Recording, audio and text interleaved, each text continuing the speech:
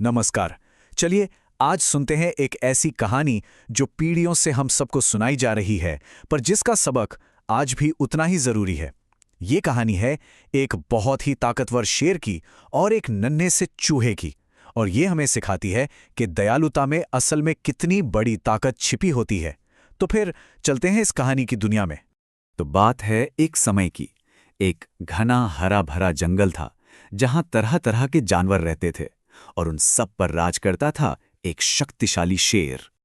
और इसी जंगल में हमारी कहानी के दो बिल्कुल अलग थलग किरदार मिलते हैं। एक जंगल का राजा और दूसरा एक छोटा सा जीव।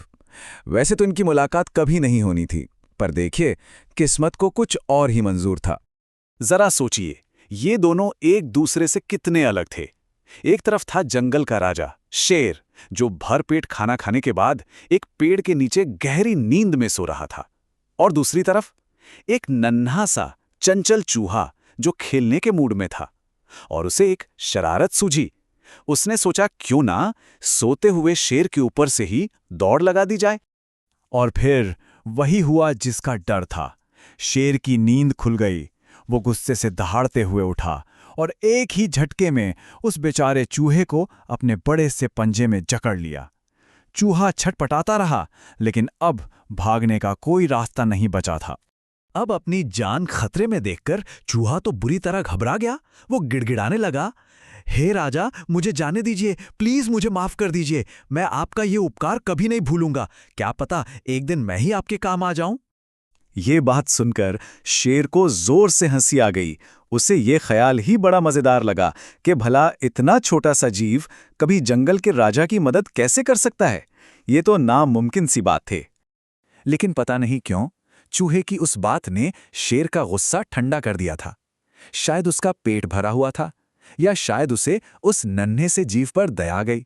जो भी हो, उसने एक ऐसा फैसला किया जिसने आगे चलकर सब कुछ बदल दिया। शेर ने अपना पंजा उठाया और बोला, चल, तेरी किस्मत अच्छी है कि मेरा पेट भरा हुआ है। जा, और दोबारा मुझे परेशान करने की हिम्मत मत करना। चूहे ने राजा का शुक्रिया अदा किया और सरपट अपनी जान बचाकर भाग गया। खैर, कुछ दिन बीत गए। एक दिन जब शेर जंगल में अपनी धुन में घूम रहा था, तो अचानक किस्मत पलट गई। वो शिकारियों के बिछाए हुए एक जाल में फंस गया। ये सब इतनी जल्दी हुआ कि शेर को कुछ समझने का मौका ही नहीं मिला। शिकारियों ने बड़ी चालाकी से जाल बिछाया था। जैसे ही शेर सही जगह पर पहुंचा, शिकारियों ने रस्सी खींच दी और बस, जंगल का सबसे शक्तिशाली राजा अब पूरी तरह से लाचार था। शेर ने निकलने की बहुत कोशिश की, अपनी पूरी ताकत लगा दी, पर जाल बहुत मजबूत था। अब वो सिर्फ दहाड़ सकता था, और उसकी लाचारी भरी दहाड़ पूरे जंगल में गूंज रही थी। शिकारी उसे ले जाने के लिए गाड़ी लेने गांव की तरफ चले गए थे। शेर की वो दर्द भरी दहाड़ जंगल के हर कोने में पहुंची, और एक ऐसे जीव ने भी सुनी जिससे किसी को कोई उम्मीद नहीं थी। अब वक्त आ गया था एक छोटे से हीरो के सामने आने का। जंगल के बाकी जानवर तो डर के मारे छिपे हुए थे। तो सवाल ये था कि अब राजा की मदद करेगा कौन? अरे, वही छोटा चूहा। उसे अपना वादा याद था। वो फौरन शेर की मदद के लिए दौड़ पड़ा। चूहे ने पहुंचते ही आवाज लगाई, राजा जी, घबराइए मत, मैं आ गया हूं। और बिजली की तेजी से वो जाल पर चढ़ गया।